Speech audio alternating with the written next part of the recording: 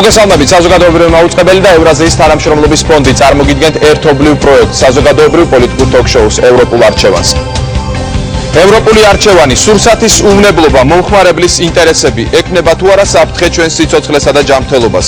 კანონი სურსათის უვნებლობისა და ხარისხის შესახებ. რამდენად შეესაბამება ევროკავშირის მოთხოვნებს საქართველოს სახელმწიფო პოლიტიკა ამ სფეროში.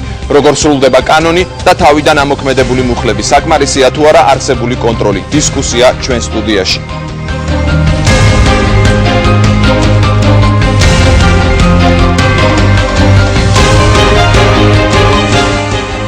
ეთერშია ევროპული არჩევანი. მოგესალმებით, ევროკავშირთან ღრმა და ყოვლისმომცველი თავისუფალი ვაჭრობის შეთანხმების თაობაზე საქართველოს ევროკავშირის მოლაპარაკების ერთ-ერთი მთავარი წინაპირობა საქართველოში სურსათის უვნებლობის სფეროში საერთაშორისო სტანდარტების დანერგვა და შესაბამისი კანონმდებლობის ამოქმედებაა. სანიტარიული და ფიტოსანიტარიული კონტროლის სამ ძირითად მიმართულებას მოიცავს: სურსათის უვნებლობა, ვეტერინარია და მცენარეთა დაცვა. 2005 წლამდე ეს სფერო საბჭოთა პერიოდიდან შემორჩენილ პრინციპებს ეყრდნობოდა, ვერ პასუხობდა საერთაშორისო მოთხოვნებს. სისტემა კორუფციის წყაროს წარმოადგენდა. სურსათის უვნებლობისა და ხარისხის შესახებ კანონი 2005 წელს მიიღეს. შემდეგ რეფორმა შეჩერდა. კანონის ამოქმედება გადავადა რამდენჯერმე. ზოგი მნიშვნელოვანი მუხლი საერთოდ შეჩერდა. კერძოდ მუხლები, რომელიც ინსპექტირებას, მიკვლევადობის, საფრთხეების ანალიზს, კრიტიკული წერტილების სისტემის დანერგვას გულისხმობდა. 2011 წლის იანვრიდან ყველა შეჩერებული მუხლი ამოქმედდა.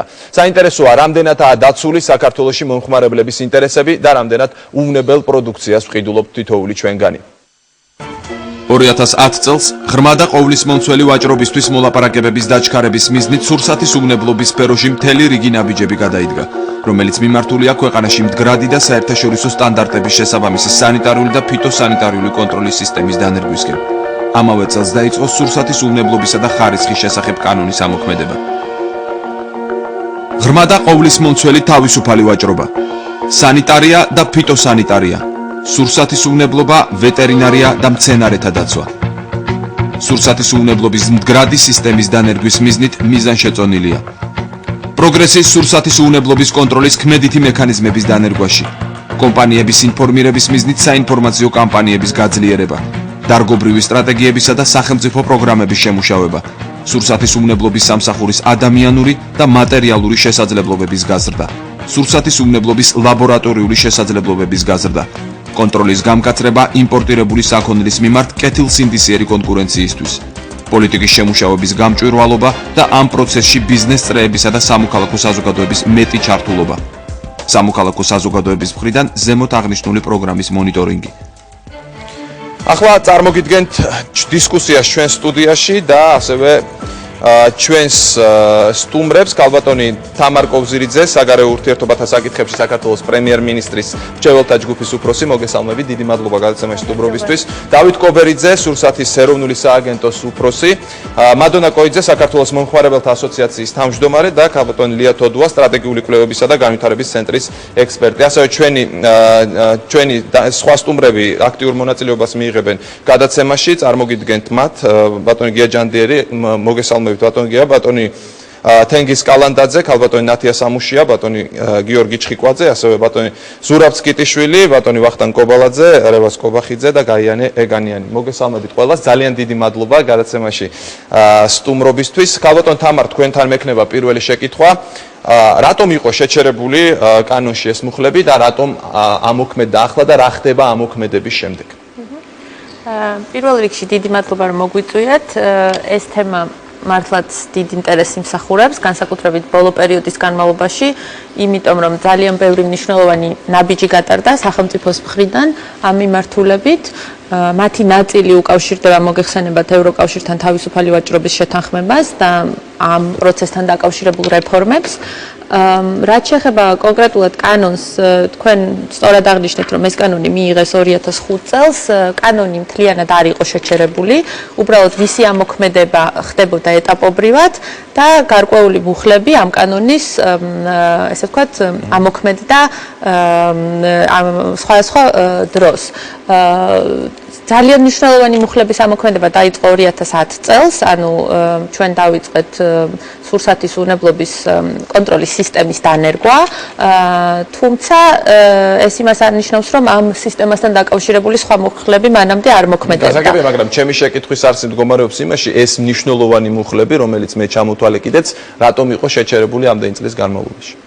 პირველ რიგში უნდა ითქვას, რომ ეს არ არის არანაირი ანომალია, როდესაც ხდება კანონის მიღება და მისი ეტაპობრივად ამოქმედება. პირველ რიგში მე მგონი ეს უნდა ავხსნათ. მაგალითად, ევროკავშირთან ჩვენ თავისუფალ ვაჭრობას რომ გავაფორმებთ, შესაძლოა რომ მისი ყველა მუხლი ერთდროულად არ ამოქმედდეს და განსაკუთრებით ისეთ მგრძნობიარე სფეროებში, როგორიც არის თუნდაც სურსათის უვნებლობა, მაგრამ სხვა სფეროებიც არის ასეთი და ეს პრაქტიკა არსებობს, როგორც საერთაშორისო სამართალში, ასევე კანონმდებლობაშიც მუხლების ამოქმედება ხდება ეტაპობრივად, მაგრამ ეხლა უფრო მნიშვნელოვანი მე მგონი ის არის, რა ხდება დღეს და კი, ამაზე აუცილებლად ვისაუბრებთ. რას ვაპირებთ და როგორ ვახორციელებთ აუცილებლად შეკითხვას, უბრალოდ მინდა ეს საკითხი რაღაცნაირად ამოვწუროთ, თუ რატომ იყო აქამდე შეჩერებული. კალბატონ ლია თოდუას მინდა დაუსვა იგივე შეკითხვა. კალბატონ ლია, თქვენი აზრით, რატომ არ მოქმედებდა ეს მუხლები აქამდე და რა შედეგი მოგვცა ამან, რომ 2011 წელს მხოლოდ ამოქმედდა სრულყოფილად ეს კანონი? როდესაც ბატონ ზურა გამისწორებს თუ არასწორი ვარ,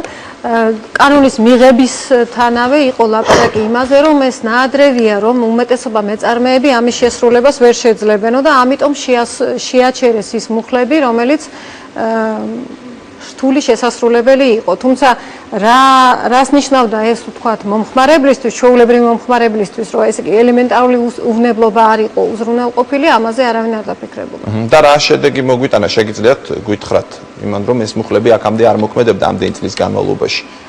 შედეგი მოგვიტანა, ეხლა როგორ გითხრათ, მონაცემები ხომ არავითარი არ არის, რამდენი ადამიანი იწამლება, რამდენი ადამიანი იქიდან არ მიმართავს არავითარ ექიმს, რამდენი ადამიანი არ იწამლება, მაგრამ უბრალოდ ზიანდება მისი ჯანმრთელობა, ვინ იცის ეს საქართველოში არავინ?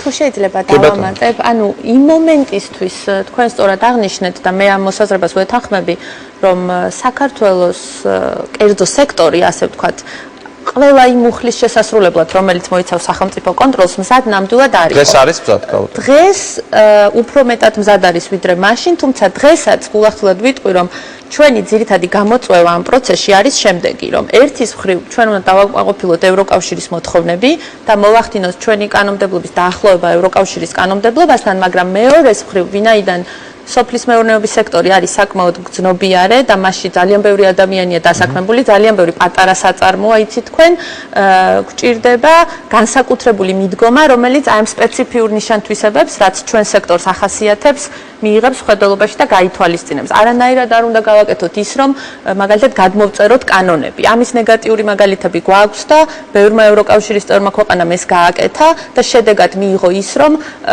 კონტროლის დანერგვის შემდეგ სულ ცოტა ხანში 10-ჯერ ნაკლები სოფლის მეურნეობის საწარმო არსებობდა ამ ქვეყანაში, რაც ასევე ნიშნავს დაკარგულ სამუშაო ადგილს, გაუარესებულ სოციალურ მდგომარეობას, ასე შემდეგ, ასე შემდეგ. ანუ ძალიან მნიშვნელოვანი გრძნობიარე ფაქტორებია აქ, რომელიც მინდა რომ ძალიან გულახდილი ვიყო და ესეც ვახსენო, ჩვენთვის ძალიან მნიშვნელოვანია და პირველ რიგში მე მგონი ამის გათვალისწინებაც უნდა მოხდეს. და კიდევ ერთი მომენტი, ის რომ ქვეყანას დანერგილი აქვს ასეთი სისტემა, ავტომატურად არ ნიშნავს იმას, რომ მომხმარებელი არ იწამლება ამ ქვეყანაში და ასე შემდეგ და ასე შემდეგ.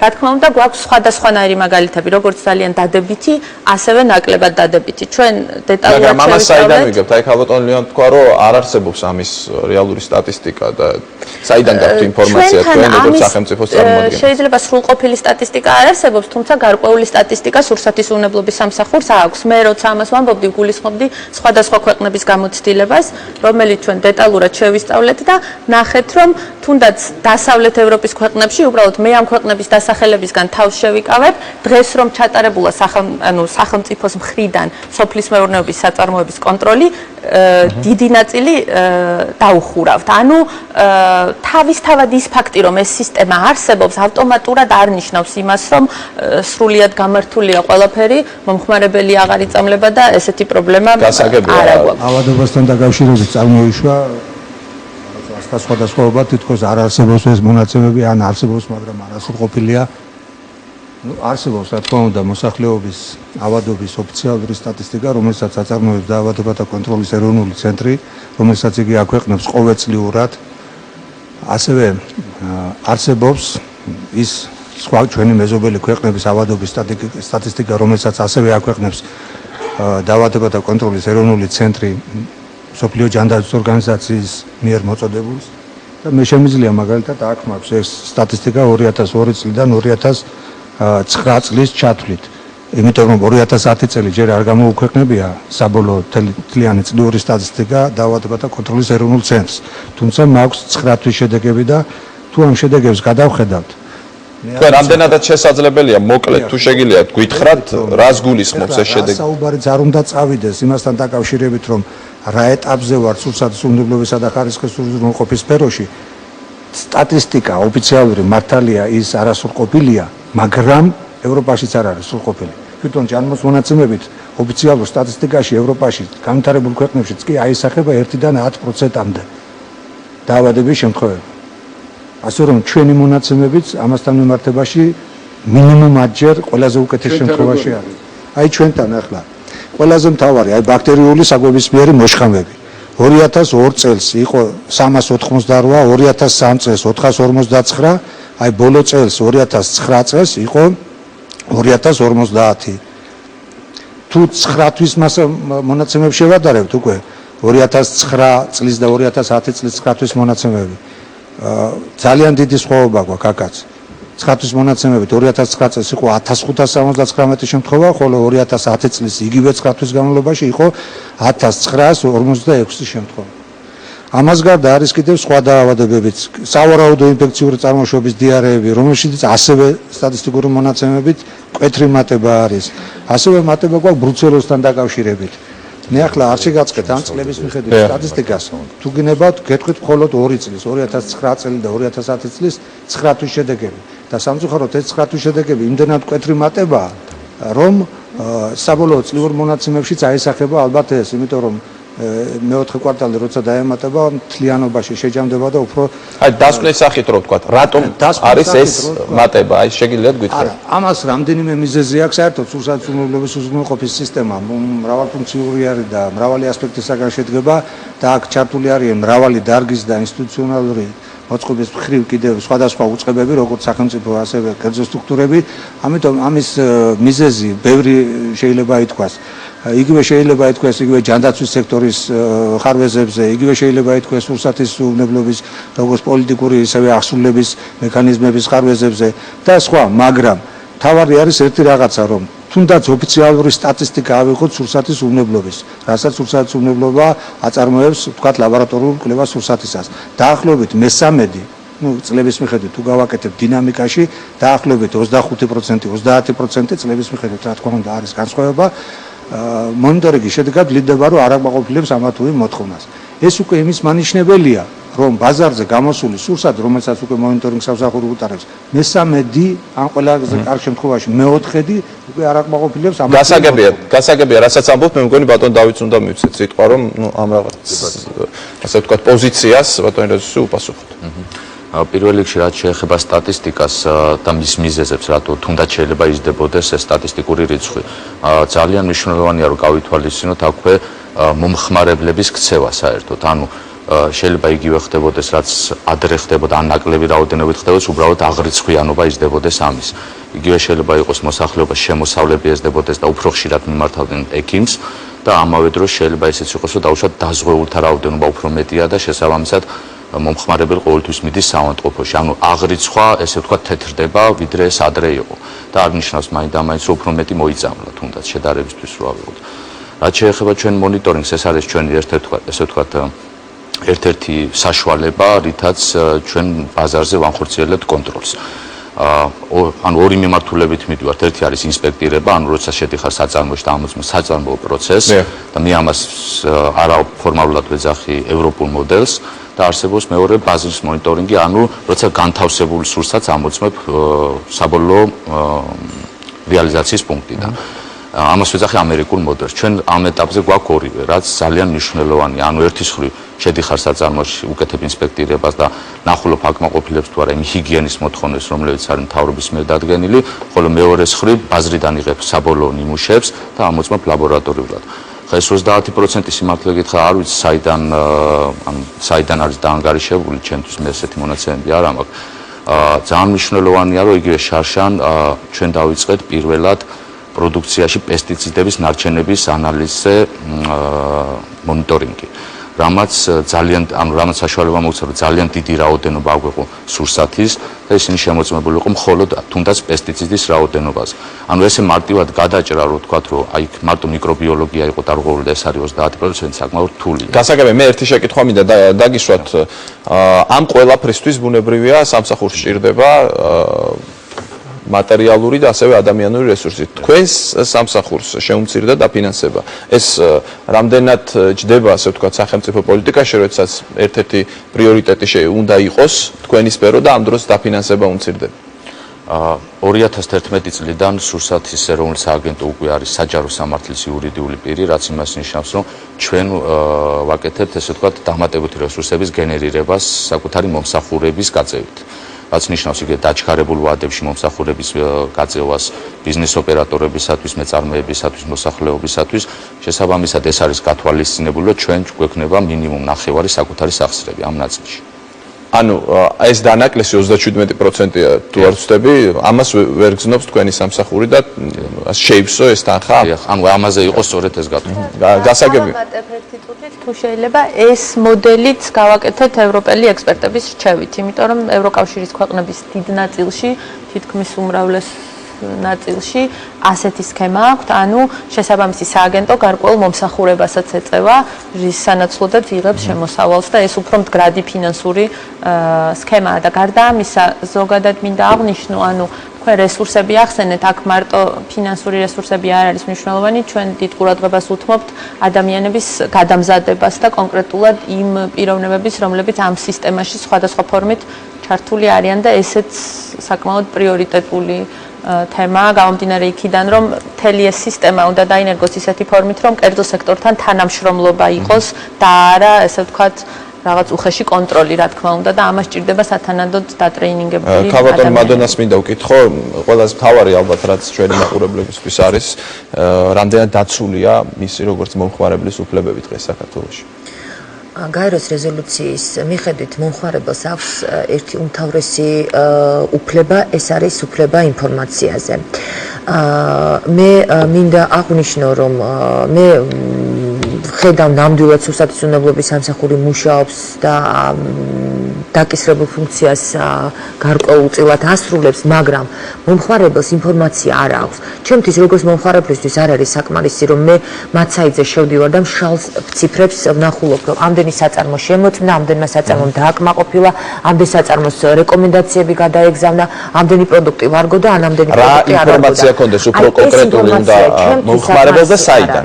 მე უნდა ვიცოდე, რომელ პროდუქციის ყიდვის დროს მე შეიძლება საფრთხის ქვეშ აღმოჩნდე, ანუ რა ვიყიდო, რა არ ვიყიდო. ძირითადად ფედერაციაში, როდესაც მუშაობს ცხელი ხაზი და რეკავს მომხმარებელი, ძირითადად კითხულობს, რომელი პროდუქცია არის კარგი, რომელიც არის უარყოფითი.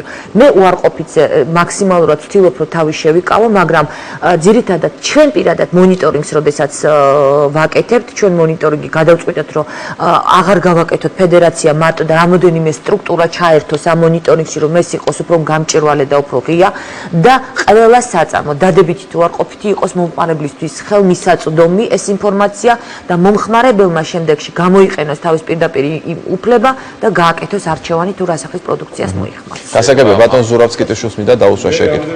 ბატონ დავით, ნიმუშების აღებასთან დაკავშირებით რა რესურსია გამოყოფილი ბიუჯეტიდან თუ შეგიძლია გითხრათ? 200.000 არის ამ პროგრამის ფარგლებში.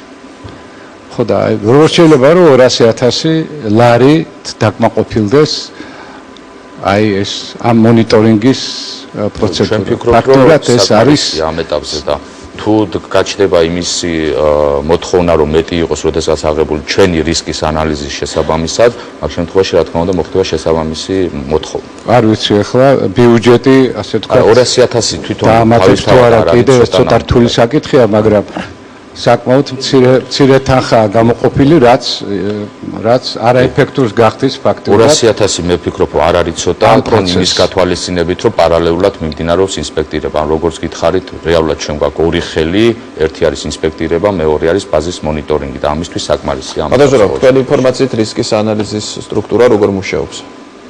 ესე იგი, სანამ ეს ძალიან სერიოზული კითხვაა, სანამ რისკის ანალიზის სტრუქტურის მუშაობაზე გადავიდეთ, რომელიც თავიდანვე გეტყვით, რომ აბსოლუტურად ფორმალიზებულია, ეს სამინისტრო სტრუქტურაა, ეს არ ეხება სააგენტოს და ფაქტურად ეს სტრუქტურა არ მუშაობს, თორემ კანონის თანახმად აღნიშნული სტრუქტურის მუშაობა უნდა იყოს გამჭვირვალე. ამ სტრუქტურაში შედის სხვათა შორის რისკის შეფასების პროცედურა, რომელიც ეფუძნება მხოლოდ მეცნიერულ გადაწყვეტილებებს, თან აღიარებულ გადაწყვეტილებებს. აი ამ სტრუქტურაში ასევე შედის კომუნიკაციის საკითხები.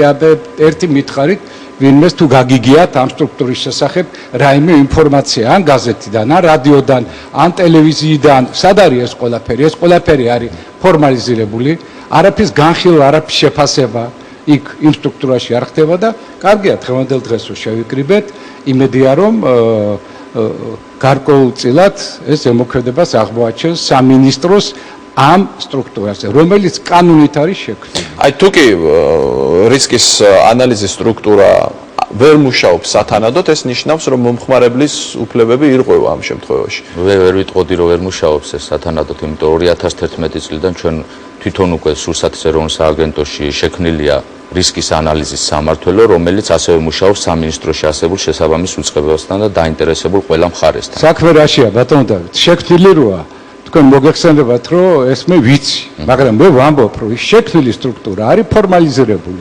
იქ არანაირი მუშაობა არ მიმდინარეობს. და რატო?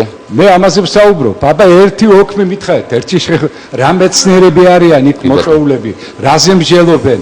ერთი შემთხვევა მაინც მითხარით, თანაც კანონით ეს არა მარტო კომუნიკაციის საშუალებით უნდა ემცნოს მოსახლეობას, არამედ გამჭვირვალეც უნდა იყოს. მითხარით ერთ შემთხვევა, რომელიც განხილვა იქნა გამოტანილი საჯაროდ. არ ყოფილა ასეთ განხილვები მერწმუნეთ მე, საჭირო არ არის ახლა ამ სტრუქტურის რისკი ჩვენი გაგებით ამ ეტაპზე რასაც. თუ ჩვენ ამ პოზიციით ვიცხოვრებ და ვიმუშავებ, ბუნებრივია წარმატებას ვერ მივაღწევთ. აი ქალბატონ თამარს მოусვინე მე ახლა ქალბატონი თამარი სათავეში უდგას ძალიან სერიოზული საკითხების გადაწყვეტის, ასე ვთქვათ, პრობლემებს და მისი პოზიცია ძალიან მნიშვნელოვანია. მე მოვისმინე ქალბატონი თამარიდან პოზიცია იმასთან დაკავშირებით, რომ თურმე ეს სისტემა დანერგილია თუ არ არის დანერგილი, ამან შეიძლება დიდი მნიშვნელობა არ კონდეს და ისეთ ქვეყნებში, სადაც სახელმწიფო ძლიერი სისტემებია დანერგილი, საკონტროლოზეა საუბარი, იქაც ხდება მოწამლები. რა თქმა უნდა, არ არსებობს აბსოლუტური, ასე ვთქვათ, იდეალური გარემო არსად, მაგრამ მერწმუნეთ, რომ იქ მინიმიზირებულია აღნიშნული, ასე ვთქვათ, შემთხვევები, მე მხედველობაში მაქვს დაავადებებთან და ჯანმრთელობის გაუარესებასთან და ეს სტატისტიკა, რაც ახლა ბატონმა რეზუმ წაიკითხა, სავალალო სტატისტიკაა. ანუ, როდესაც წამყვანმა დასვა შეკითხვა, თუ რა მოხდა იმის მერე, როცა მუხლები ეტაპობრივად კი არ შევიდა, ესეც არ არის სწორი. მუხლები შესული იყო, მუხლები აღიარებული იყო პრეზიდენტის მიერ, პარლამენტის მიერ, მაგრამ შემდეგ მოხდა ეტაპობრივად შესვლა, არამედ მუხლების გაჩერება. გასაგებია, ქალბატონ თამარ, თუ გსურთ უპასუხოთ და შემდეგ კი ბატონო და შემდეგ ბატონ გიაჯანდი ერთს უნდა მივცეს. ანუ რისკის ანალიზი ჩვენი გაგებით ეს არის რამდენად რისკიანია ესა თუ ის პროდუქტი განთავსებული ბაზარზე, კონკრეტულთაც კონკრეტული მომხმარებლისთვის. ერთ წუთი, თუ შეიძლება მე ხო დაგამთავრებინდეთ და მეც დავამთავრებ. შესაბამისად ჩვენს მიერ შემუშავებული იქნა 8 კრიტერიუმი, რომელიც ეს არის ამ ეტაპის, ეს არის მუდმივი პროცესი, რისკის ანალიზი ყოველთვის იქნება მუდმივი პროცესი. შეიძლება გამოჩნდეს ახალი საკითხები, რომელიც გათვალისწინებული იქნა, შეიძლება რაღაცა მოძველდეს და ამოგდებული იქნას რისკის ანალიზიდან. 8 კრიტერიუმია შემუშავებული, აქედან 2 ყველაზე მთავარი, ეს არის ჩემი პირადი აზრის და ჩვენი სპეციალისტების აზრიც, რომ არის 2 მთავარი რისკის ანალიზისთვის საჭირო კომპონენტი. ეს არის რა მასშტაბზე გადის კომპანია, ანუ ღმერთმა არქნას და თუ რამე გაეპარა კომპანიას, რამდენი ადამიანის მოწამვლის საშიშროება არის ქვეყანაში და მეორე რა სახის პროდუქციას აწარმოებს. მაგალითად, თუ აწარმოებს ხორცს პროდუქციის, არის მაღალ რისკიანი, ვიდრე ვინც აწარმოებს დაუშვათ ლიმონადს. ანუ ბუნებრივად და მეცნიერულად ნებისმიერ პროდუქტი, რომელიც იწარმოება, ან ბავშვთაკვება, ან ცხოველური საკვები და ცხოველიდან წარმოშობილი საკვები. ეს არის მაღალი რისკი. შესაბამისად, ამ რისკებს ენიჭება ქულები, ის ვინც მაღალ ჯამში მაღალ ქულას მიიღებს, ის არის ჩვენი მიზნებისთვის მაღალ რისკიანი, თორე შეიძლება პროდუქცია იყოს აბსოლუტურად უნებელი.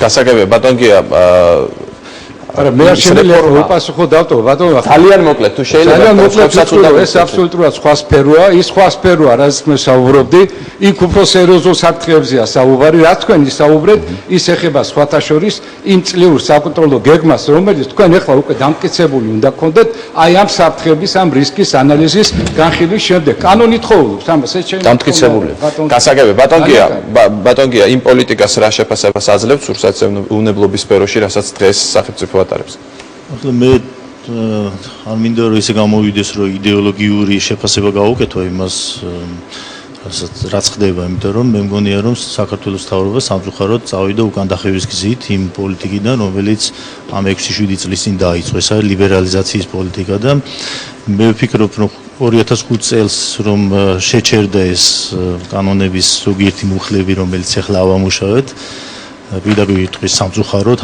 რომ ავამუშავეთ იყო საკმაოდ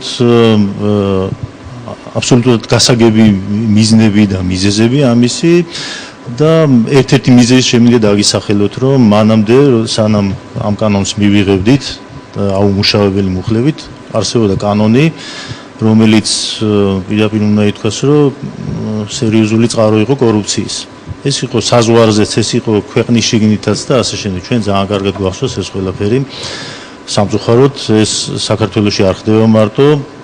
თემ სოფლიოში, როგორც კი სახელმწიფო იწყებს ზედმეტი მარეგულირებელი სტრუქტურების შემოღებას, ყველა იმ სოფლიოს ყველა იმ ნაწილში, სადაც ამას გააკეთებენ, კორუფცია იქვე არის. ეს ერთ-ერთი ფაქტორია მხოლოდ სამწუხაროდ. და ამას ვერ გაიქცევა ვერავინ. ევროკავშირში ვერავინ ვერ გაიქცევა. სამხრეთ იტალიაში მე ვერაფრით ვერ დავიჯერებ, რომ მოხმარებლის უფლებები უფრო დაცულია, ასე ვთქვათ, ჭყალებში, ვიდრე ანუ თქვენ ფიქრობთ, რომ ის პოლიტიკა რაც იყო, უნდა გაგრძელებულიყო და ეს რეგულაციები არ არის საჭირო, მაგრამ თუ შეიძლება დავამთავრებ. კი ბატონო, მაგრამ შეკითხვა მინდა დაგიშვათ. თუ კი მიმართულება არის ევროკავშირისკენ და ის გვაძლევს გავს რეკომენდაციას და სახელმწიფოს აქვს კურსი აღებული ევროკავშირისკენ, მაშინ როგორ უნდა შეუთავსოს ეს ორი წელი? მაგას ვამბობდი ზუსტად, რომ ეთის ვრევ არსებობს ისეთი ევროპის ისეთი ნაწილები, სადაც ეს ყველაფერი ფორმალურად არის და სინამდვილეში სრულიად განსხვავებული მექანიზმები მუშაობს. შეიძლება იყოს სამხრეთ ნაწილი ევროპის და არის მეორე ფაქტი, რომ ევროპა სერიოზულ კრიზისშია დღესდღეობით ზუსტად ამ მიზეზების გამო, რომ ძალიან ზედმეტად რეგულირებულია ევროპა და ძალიან მაღალი გადასახადებია ბიზნესის დაწყება საბერძნეთში 4-დან 6 თვემდე ჭირდება ბიზნესი რომ დაიწყო, იმდენ ლიცენზია, იმდენი ნებართვა, იმდენი რაღაც ფორმალობები გჭირდება. ამიტომ საქართველოს მთავრობა მე ვფიქრობ, რომ სწორი პოლიტიკა აირჩია, როდესაც უარი თქვა ამ უამრავ ფორმალობებზე ბიზნესის დასაწყებად. ახლა ჩვენ თუ ამას შემოვიღებთ, ჩვენ გავიხლართებით ძალიან სერიოზულ მახეში. ეს იქნება არა მხოლოდ უბრალოდ ის სექტორი, რომელიც ხალხმა თამარმა ახსენა, ეს არის სოფელში დასაქმებული 100,000-ობით ადამიანი, არამედ ის იქნება ყველა მცირე ბიზნესისთვის საკმაოდ დიდი გამოცდა, ასე ვთქვათ, იმიტომ რომ ცხადია რომ ჩვენი მცირე ბიზნესი ამას ვერ გაუძლებს. ეს არ არის მარტო ფაქტორი, კიდევ ერთი ფაქტორი ის არის, რომ ამ რეგულირებებზე ჩვენ იძულებული გავხდებით საკმაოდ სერიოზული დანახარჯები გავწიოთ. ეს იქნება სახელმწიფოს დანახარჯები, როგორც ხედავთ, დაგვჭირდა ახალი სტრუქტურების შექმნა. და ეს ჩვენი გადასახადებით უნდა დავაფინანსოთ და არა ევროპელი გადასახადის განახორციელების გადასახადებით. ასევე ჩვენ დაგვჭირდება რომ ყველა ბიზნესმა რომელიც დიდია თუ პატარა სერიოზული ნაბიჯები გადადგას ასეთი სურსათის უნებლობის და ხარისხის საკონტროლებლად საკუთარ სტრუქტურულ ერთეულებში და ასევე ეს საუბარია იმაზე რომ თუ ჩვენ შევეცდებით რომ ბაზრიდან გავდევნოთ ნამდვილად დაბალი ხარისხის და შესაძლოა ზოგ შემთხვევაში მავნე პროდუქტი ეს ყველაზე პირველად ჩემი აზრით და ეს შეიძლება დავითვალოთ ძალიან მარტივად ყველაზე პირველად ვისაც დაარტყავს ეს არის ყველაზე გაჯირებული ფენები სამწუხაროდ ეს ასეა, რომ იმ თქვა თუ საშუალო ფენაზე საუბრობთ, რომელიც ძალიან მცირეა საქართველოში, საშუალო ფენას საკმაოდ სერიოზული დაკვირვება აქვს იმაზე, რას ყიდულობს. თქვენ წარმოიდგინეთ, რომ კითხულობენ კიდევაც რას ყიდულობენ, ვადა ხო არ აქვს გასული, ასე შემდეგ. ამ ფენას ეს არ დაუჯდება ძალიან ძვირი. აი, ვის დაუჯდება ძალიან ძვირი, ეს არის ყველაზე გაჭირებული ფერა. ასევე სხვა რაღაცაც აქ ითქვა იმის შესახებ, აგერ ჩვენ ხავს წარმომადგენელი კერძო სტრუქტურის, რომელიც მუშაობს ამ სფეროში, არსებობენ სხვა ორგანიზაციებიც, მაგალითად არსებობს რამდენიმე კომპანია, რომელიც ISO სტანდარტებს ამოწმებს საქართველოში. ან მინდა სპეციალურად დავასახელოთ სახელები რეკლამაში რო ჩამეთვალოს და მე ვფიქრობ, რომ მთავრობას ზუსტად ამ მიმართულებით წავიდა. თუ ჩვენ მოახერხებთ ამ საკვების უნებლობის სფეროში მეტი კომერციალიზაციას, როგორც მთავრობა უკვე წავიდა ამ მიმართულებით, როგორც ხედავთ, მაშინ მე ვფიქრობ, რომ კომერციული სტრუქტურები ამას ძალიან ადვილად აუღებენ ალღოს, როგორ შეამოწმონ ხარისხი და როგორ იზრუნონ მოხმარებელთა უფლებებზე. მე არ მჯერავს, რომ მთავრობა ამას უკეთესად გააკეთებს. ეხლა რაღაცა უცნაურ სიტუაციაში ვართ, რომ მთავრობა იძახის, რომ არ გვინდა ზედმეტი რეგულირება და კერძო სექტორი ვეუბნებით, რომ რატომ არა, მეტი უნდა დახარჯოთ, მეტი უნდა დაარეგულიროთ, ასე შემდეგ და ასე შემდეგ.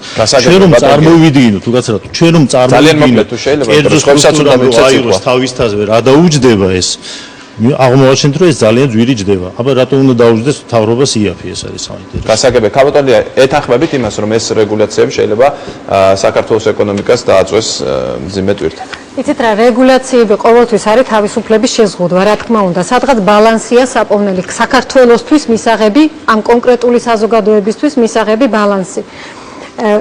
მე მინდა მაყურებლებს შევახსენოთ, რას ნიშნავს მომხმარებლის დაცვა. მომხმარებლის დაცვა ნიშნავს, რომ სახელმწიფო ერევა ურთიერთობაში, რომელიც არათანაბარია თავისი განმარტებით, რომელსაც ყავს ძლიერი მხარე მეწარმე და სუსტი მხარე მომხმარებელი და სახელმწიფო ერევა იმისთვის, რომ მომხმარებელი დაიცვას მეწარმისგან. ყველა მეწარმე ცდილობს, რომ თავისი კლიენტი მოატყუილოს. ყველა მეწარმე ცდილობს, რომ რაც შეიძლება იაფიანი, რაც შეიძლება ძვირად გაყიდოს. ეს არის მისი ინტერესი. და მომხმარებელი, რაც არ უნდა წარწერა ნახოს იმაზე, თუ ის წარწერა გაყალბებულია, ვერაფერს ვერ მიხვდება. სულ ერთია რა შემოსავალი აქვს იმ მომხმარებელს. და გაზომვებით ჩატარდა ჩვენთან, სადაც ვაჩვენეთ, რომ აწერია სულ ერთი და რეალურად შევთავსი არის მეორე. გარდა ამისა, ის სტატისტიკაც, რაც მოიყვანეს, კი ბატონო, მართლა საგანგაშოა ის მოწამლები, მაგრამ ისიც კი არაფერი არ არის. უცნობია, ეს მართლა თქვენ რაც იკითხეთ, ზრდა რითია გამოწვეული იმით, რომ დაზღვეული ხალხი მეტია და მეტი მიდის იმ პოლიკლინიკაში თუ მართლა გაიზარდა მოწამლების რაოდენობა. თავარი მაინც მოწამლა არ არის, თავარი არის ის შემცველობა, რომელიც ნელ-ნელა აზიანებს ჩვენ ჯანმრთელობას, რომ მოიწამლებიქე მაინც ასე ვთქვათ განთავისუფლდები იმ მომწამლელი ნივთიერებისგან, მაგრამ რა უნდა ქნა იმ შემთხვევაში, როდესაც მიიღე და გროვდება და 10 წლის მერე აღმოაჩენ, რომ უიმე თურმე აქამდე კანცეროგენულ რაღაცას ჭამდი. კარგია? კი ბატონო. აი რაც შეეხება ამ დაგროვებას, ზოგადად სწორედ ეს ვახსენე ჩემს პირველ გამოსვლაში. შარშან პირველად მოხდა პესტიციდებზე, ანუ რამდენი ნარჩენი პესტიციდია პროდუქტში, მაგისი ანალიზი. წელს ჩვენ ვაპირებთ თუ გამოვაცხადოთ ტენდერი ასევე საკვებ დანამატებზე. ანუ რას თუ ის ნორმებს აჭარბებს, ეს ნიშნავს, რომ საქართველოს კანონმდებლობა ირღვევა. ანუ ეს არის ორი ძირითადი მიმართულება, რომელიც ყოველ შემთხვევაში ჩემი მოსვლის შემდეგ მიეცა ეროვნულ სამსახურს ეს ინსტრუქცია, რომ ამ მიმართულებით წავიდეთ. ვინაიდან როგორც თქვენ ბრძანეთ, ნარჩენი ყოველთვის საშიშია, იმიტომ რომ ადამიანი ამას ვერ იგებს ფიზიკურად. რაც შეეხება ეტიკეტირებას, როცა საუბარია, რომ ის არ შეიძლება არ შეესაბამებოდეს მის შიგთავს, ეგ უკვე არის ფალსიფიკაცია და ეგ იჯდება სისხლის სამართლის კოდექსით და მათ უკვე სურსათის ეროვნულ სააგენტო პრაქტიკულად ჩათვალეთ, რომ არაფერ შუაში არა. ეგ არის ჩვეულებრივი ფალსიფიკაცია, რისთვისაც ადამიანი უნდა ჩადეს ციხეში. კიდევ ერთი თემა, რაც შეეხებოდა ლიბერალიზაციას, მე მინდა რომ თვითონ ბიზნეს ოპერატორებს ესმოდეთ სწორედ რას ვაკეთებთ ჩვენ. ყველა ჩვენი ინსპექტორი, რომელიც მიდის ინსპექტირებაზე, მას აქვს პირდაპირ ინსტრუქცია, რომ შენ არ ხარ ბუა, რომელსაც აგზავნის სახელმწიფო კერძო კომპანიაში. შენ ხარ მისთვის, მას უნდა შენ უნდა დაეხმარო მას, რომ რაღაცა რეგულაციები, რომლებიც არ იყო, უცებ გაჩნდა და ბიზნესმა ეს უნდა დააკმაყოფილოს, ასწავლე, კონსულტაცია გაუწიე, უთხარი როგორ შეიძლება ეს გამოასწოროს და მივცეთ გარდამავალი პერიოდი, რაც ასევე კანონმდებლობით არის განსაზღვრული, ჩვენ ვიძლევით რეკომენდაციებს, მიეცი რეკომენდაცია, როგორ უნდა გამოასწოროს, მაგრამ რომ მოიყვანოს თავისი საწარმო ან დისტრიბუცია ან რეალიზაციო ობიექტი საქართველოს კანონმდებლობასთან. თუ აი ეს პერიოდი რაც გაივლის და ეს საკმაოდ შეიძლება იყოს დიდხნიანი პერიოდი, იმის მერე არ გამოასწორა, ეს ნიშნავს, რომ ბიზნეს ოპერატორი ალბათ სავარაუდოდ არც იქნება მონდომებული და გამოასწოროს. ამის შემდეგ მერე გათვალისწინებული იქნება შესაბამის სანქციები, რა თქმა უნდა. მაგრამ პირველ ეტაპზე ჩვენ მაინც ვფიქრობთ, რომ ეს პერიოდი უნდა იყოს გარდამავალი ლიბერალური პერიოდი, როცა ბიზნესი არ უნდა დაიკეტოს, არამედ მას ვასწავლოთ, როგორ უნდა დააკმაყოფილოს საქართველოს მოთხოვნები. გასაგებია. ქალბატონ თამარ, თუ შეიძლება თქვენ მიპასუხეთ, შემდეგ იქნება რეკლამა და მერე ბატონ გიას მივცემ სიტყვა. ანუ მოკლედ მინდა ვთქვა სახელმწიფო პოლიტიკას რაც შეეხება, ჩვენი პრიორიტეტი და ალბათ ყველაზე მნიშვნელოვანი პრიორიტეტი არის ის, რომ ამ ქვეყანაში ბიზნეს გარემო იყოს მიმზიდველი და კერძო სექტორს გაუადვილდეს ოპერირება და გაიზარდოს, რა თქმა უნდა. გარდა ამისა, რა თქმა უნდა, გვაქვს გარკვეული საგარეო პოლიტიკური პრიორიტეტები. ერთ-ერთი მათგანია ევროკავშირთან დაახლოება და მისი ერთი კომპონენტია თავისუფალი ვაჭრობის შეთანხმება. ამ პაკეტში მოიაზრება ბევრი თემა, სურსათის უნებლობა არის ერთ-ერთი და თქვენ იცით, რომ ამ მიმართულებით გარკვეულ ნაბიჯებს ვატარებთ.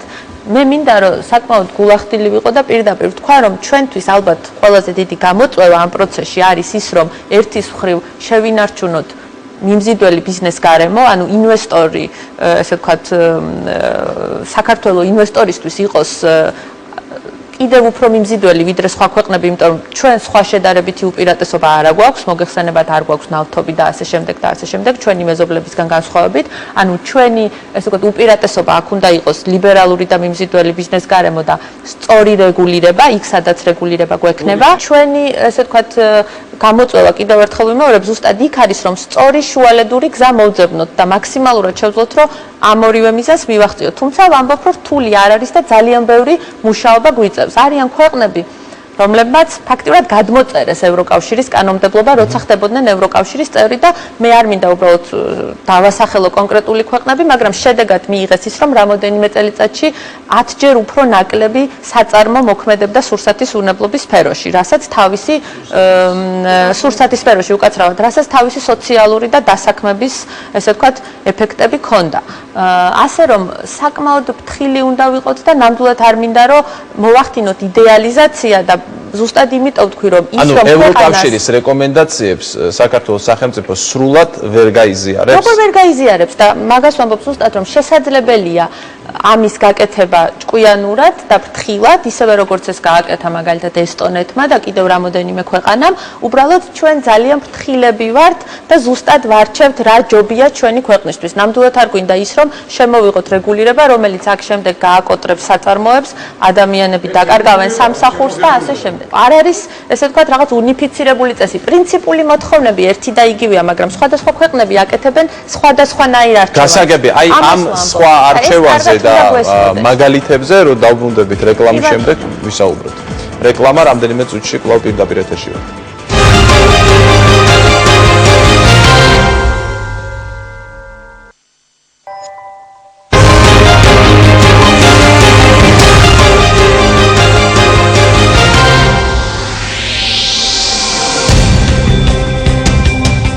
ჩვენ კვლავ პირდაპირ ეთერში ვართ, თქვენ უყურებთ გადაცემა ევროპულ არჩევანს, დღევანდელი გადაცემის თემაა სურსათის უნებლობა. ქალბატონ თამარ, რეკლამაზე სანამ გავიდოდით, საუბრობდით სხვა ქვეყნების მაგალითზე. თქვენ თქვით, რომ პირდაპირ არ უნდა გადმოვიწეროთ, თქვათ, კანონმდებლობა. მას რა არის ეს სხვა ქვეყნების გამოცდილება, თუ შეიძლება მოკლედ გითხარით? რამოდენიმე მაგალითს გეტყვით. მაგალითად, ჩვენ ავამოქმედეთ უნებლობის კონტროლი, მაგრამ საწყის ეტაპზე საწარმოებს არ ვაჯარიმებთ. ეს არის ერთი მაგალითი, რომელიც ზოგიერთ ქვეყანაში ესეთი ფორმით გატარდა, ზოგიერთ ქვეყანაში არა. ანუ პირველი ერთი წელი მათთვის არის მხოლოდ რეკომენდაციების მიცემა. იმიტომ რომ ამ სისტემის დანერგვის მიზანი არ არის ის, რომ ჩვენ, ესე ვთქვათ, საწარმოებს ისე მოვექცეთ, რომ ვაიძულოთ, რომ დაიხურონ, ან შეამცირონ წარმოების მასშტაბი, პირიქით, ჩვენ მათ უნდა დავეხმაროთ იმაში, რომ გააუმჯობესონ თავიანთი საწარმოო პროცესი და მათი სურსათი გახდეს უფრო უვნებელი. ამ მიზნით სურსათის უნებლობის სააგენტო პირველი 1 წლის განმავლობაში მათ ესე ვთქვათ ჯარიმას არ აკისრებს და მხოლოდ აძლევს რეკომენდაციას. ეს ერთი საკმაოდ მნიშვნელოვანი მაგალითია. მეორე და ესეც შესაძლებელია ევროპული კანონმდებლობის მიხედვით, უბრალოდ სხვადასხვა ქვეყნები ევროკავშირში ამას სხვადასხვა ფორმით ნერგავენ, გარკვეული ტიპის საწარმოებზე შეიძლება ვრცელდებოდეს შეღავათიანი პირობები. მაგალითად, თუ საწარმო მდებარეობს გეოგრაფიულად რთულ რეგიონში, მაგალითად მაღალმთიან რეგიონში, ან თუ ის აწარმოებს პროდუქციას ტრადიციული მეთოდით, ანუ და ქვეყანას სურს ამ ტიპის პროდუქციის შენარჩუნება, იმიტომ რომ ეს მის ისტორიულ კულტურულ წარსულთან და ასე შემდეგ არის დაკავშირებული და ტურისტული მიმზიდველობის განმაპირობებელიც არის. ანუ ძალიან ბევრი შესაძლებლობაა, რომ ასეთი სისტემა დაინერგოს ისე, რომ მორგებული იყოს ქვეყნის რეალობას და არ მოხდეს ეს ავტომატურად. შესაძლებელია ბატონზურაბ, რომ და სათხედავთ ყველაზე სუსტ წერტილებს დღეს ამ სფეროში. ყველაზე სუსტი წერტილი ჩემი აზრით მაინც არის ჯერ კიდევ ჩამოუყალიბებელი პოლიტიკური ნება სახელმწიფოში, სახელმწიფო მტკიცე კონტროლის განხორციელებისადმი. თელმა მსოფლიომ აღიარა ევროკავშირმა მათ შორის, რომ უნდა არსებობდეს ორი კონტროლი. ერთი შიდა საწარმოო კონტროლი, ჰასაბისა და ტრეისაბილიტის სისტემების დანერგვით, მეორე სახელმწიფო კონტროლი. იმისათვის, რომ საბოლოო პროდუქტის უვნებლობის მაჩვენებლები იყოს ერთი დონის და ეს იყოს აღიარებული ყველა ამ ბაზრებისათვის, შემოღებულია და აღიარებულია კოდექს ალიმენტარიუსის სტანდარტი, რომელსაც 280 ქვეყანა შეუერთდა. და თუ თქვენ არ აწარმოებთ ამ პროდუქციას იმ პირობებით, რა პირობებსაც თხოვლობს საერთოდ ამ სისტემების არსებობა, საერთოდ საწარმოო ჰიგიენა, თქვენ ვერ მიიღებთ ასეთი სტანდარტით აღიარებულ პროდუქტს. ვერც ერთი ჩვენი პროდუქტი ვერ მოხვდება ევროპის ბაზარზე, საითქენად ჩვენ ახლა მივისწრაფით, თუ არ დააკმაყოფილებს ის ამ სტანდარტის მოთხოვნებს.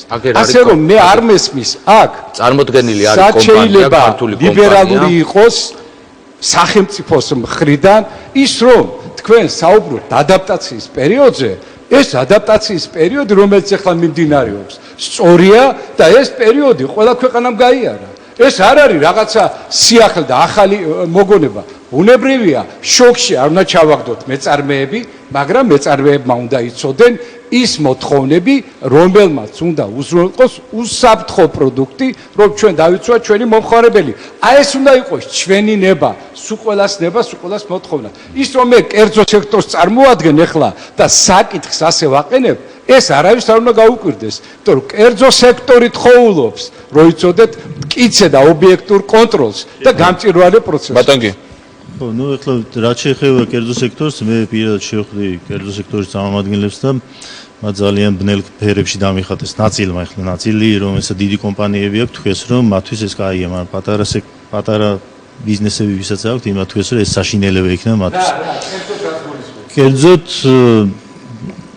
შიგა ბაზარზე ამ რეგულირებების შემოღება, რაც შეეხება ევროკავშირში შეტანას, მე არ მგონია ეს ჩვენ აქ ვინც ხედავთ ძალიან უნდა გვაღელვებდეს ან ჩვენ ტელემაყურებლებს, იმიტომ რომ ეს კომპანიები, რომლებსაც უნდათ რომ ევროკავშირის ბაზარზე შეიტანონ პროდუქცია, იმათ ალბათ თავის თავზე უნდა აიღონ ყველა რისკიც, ყველაფერი და ნახონ რა პროდუქციას აწარმოებენ და შეიტანონ, თუ ვერ შეიტანენ თავის თავს დააბრალონ და ასე შემდეგ.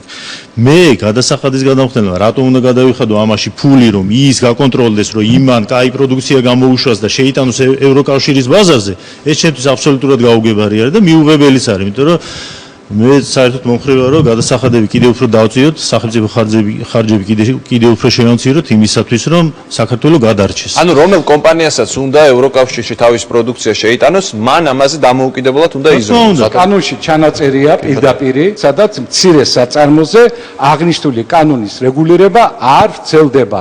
არც ტრადიციულ ასე ვთქვათ, კუსტარულ წარმოებაზე არ ვრცელდება აღნიშნული კანონის რეგულაციები. რეგულირების საკითხები.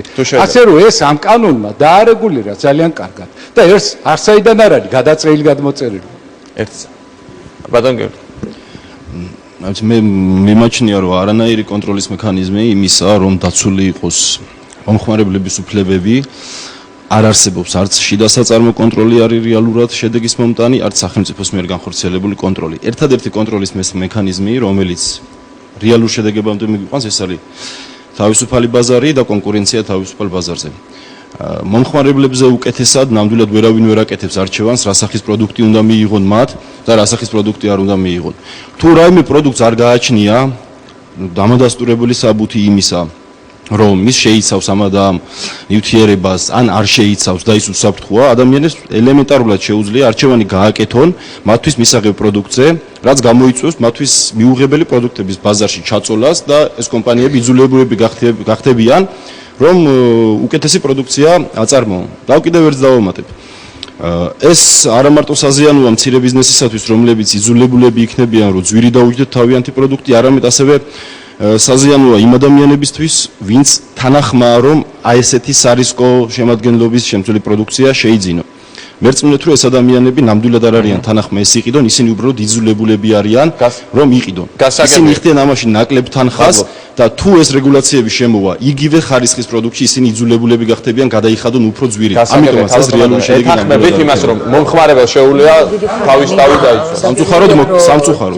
ბოდიშვილი, რაღაც სიტყვა თქვა და ფიზიკურად ვერ მოვახერხე. მინდა პირველ რიგში აი ბატონ დავითის აზრი, ბატონ დავითს უპასუხო. აი როდესაც ბატონ დავითი გასაგებია, რომ ბიზნესი უნდა განვითარდეს, გეთანხმებით ნამდვილად უნდა იყოს ხელშეწყობა, მაგრამ ბატონო დავით, სურსათის უვნებლობის კანონი, როგორც მე წავიკითხე, პირველ რიგში ემსახურება არის შექმნილი იმისათვის, რომ მომხმარებელი იყოს დაცული. ხო მართალი ვარ? აი მე ვერ უყურებ, აი ვერცად თქვენი გამოსვლიდან, ვერც აი ძირითადად ვერ უყურებ, აი მექანიზმს სად არის მომხმარებელი დაცული. ერთი წლის განმავლობაში, როდესაც საწარმოს მიეცემა ის ვადა, რომ მან გამოასწოროს რეკომენდაციები, რომ მან გამოასწოროს რაღაც პირობები და სურსათი მის იყოს უფრო უვნებელი, რას ნიშნავს უფრო უვნებელი? აქ არსებობს ერთი პროდუქტი, ყველა ვარიანტში უნდა იყოს უვნებელი. შეუძლია მომხმარებელმა ხარისხის მიხედვით მას ორგანოლეპტიკურად არ მოეწონოს პროდუქცია. შეიძლება მომხმარებელს ეტიკეტი არ მოეწონოს. მაგრამ ეს არ ნიშნავს, რომ ეს არის უვნებელი. მომხმარებელმა, მაგრამ უვნებლობა ეს არის ისეთი საკითხი, სადაც ანუ უფრო და ნაკლებად უვნებელი არ უნდა არსებობდეს. ან აბსოლუტურად უვნებელი უნდა არსებობდეს. სახელმწიფო უნდა იყოს მკაცრი და უვნებელი პროდუქცია ნამდვილად უნდა იყოს სამომხმარებლო დახსე და მე როგორც მომხმარებელი რო შევდივარ მარკეტში მე უნდა იყოს დაცული და მე უნდა ვიყიდო ისეთი პროდუქტი რომ ის იყოს ხარისხიანი შეიძლება მე თვითონ განსაზღვრო მაგრამ უვნებლები აი უვნებლობაზე ნუ რავი ნუ შევედა ანუ მომხმარებელს უვნებლობის განსაზღვრა არ შეუძლიათ აი თუ შეიძლება ხოლმე პატარა დეტალს ვიტყვი რა ანუ ინსპექტირების დროს რეალურად ინსპექტორი ჯამში ზახს ორ რაღაცას ამ სამს ჯამში შეესაბამება მოთხოვნილ ნორმებს არ შეესაბამება და ეს იყოფა ორ ნაწილად არის კრიტიკული შეუსაბამობა და არაკრიტიკული შეუსაბამობა არაკრიტიკული ნიშნავს რომ საბოლოო პროდუქტი არ უნდა შეიძლება არ იყოს მავნებელი მაგრამ უბრალოდ საწარმო პროცესში არ არის და შესაბამისობა და იმას დროს აძლევს თუ კრიტიკულია რამაც შეიძლება ადამიანის ჯანმრთელობა საფრთხე შეუქმნას მაგ შემთხვევაში რეკომენდაცია არ გაიცემა ის საწარმო პროცესი ჩერდება და ბატონ ვახტანგს მოусმინო და შემდეგ ბატონ გიას. შეიძლება მეც ვიტყვი მერე. არა, ინსპექტორი იძახის ამას. არა, განსაზღვრულია. განსაზღვრულია მთავრობის დადგენილებით არის. ბატონ ვახტანგ, თუ შეიძლება, ბოდიში ვიხდი, ბატონ ვახტანგ. მე მგონი ჩვენი დისკუსია ცოტა სხვა მიმართულებით წავიდა, ანუ იმ მიმართულებით ზოგადად საჭიროა თუ არა კონტროლი. არსებობს გასაგებია ბატონი გიას და სხვების მოსაზრებები, რომ ზოგადად კონტროლი არის ცუდი, მომხმარებელი მოქალაქე იხდის უფრო მეც, ვიდრე თუ კონტროლი მეტია, უფრო მეც ვიდრე სხვა შემთხვევაში და ასე შემდეგ. ნუ ეს არის გარკვეულწილად ერთ-ერთი მიმართულება, იდეოლოგიური მიმართულება, რომელიც არ ამგონია, რომ ეხა ზოგადად არის გაზიარებული ეკონომიკურ თანამედროვე ეკონომიკურ მეცნიერებებში, თუმცა რა თქმა უნდა ასეთ მოსაზრებებს აქვს არსებობის უფლება. ევროკავშირზე ლაპარაკობთ ჩვენ, ევროკავშირის არის ელემენტარული მოთხოვნები, რომ ესეთი კონტროლი ხორციელდებოდეს. აქ ახსენეს ასევე ამერიკული მოდელი. სხვათა შორის გასულ წელს უпростоრად ამ წლის დასაწყისიდან ამერიკაში შეიცვალა კანონმდებლობა და თუ კი ადრე ძირითადი აქცენტი კეთდებოდა იმ რეაგირებაზე, ანუ თქვათ რაღაც დარღვევების შემთხვევაში, აღმოჩენის შემთხვევაში რეაგირებაზე, გადაიხედა მთლიანად მიდგომები და ამ წლიდან აქცენტი კეთდება პრევენციაზე.